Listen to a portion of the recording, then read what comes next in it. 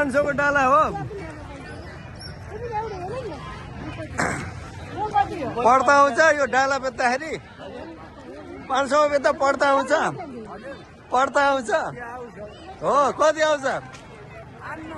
अलिअलि त आउँछ होला होइन र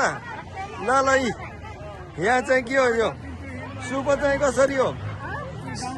सुपो कसरी हो बुवा सुपो कसरी हो 400-500 ए पढ्दा आउँछ हो यो तपाईँ कति वर्षको हुनु ए 80 को हुँदा नि है सुपो बेच्नु है हो आफ्नै देशहरूको राम्रो हो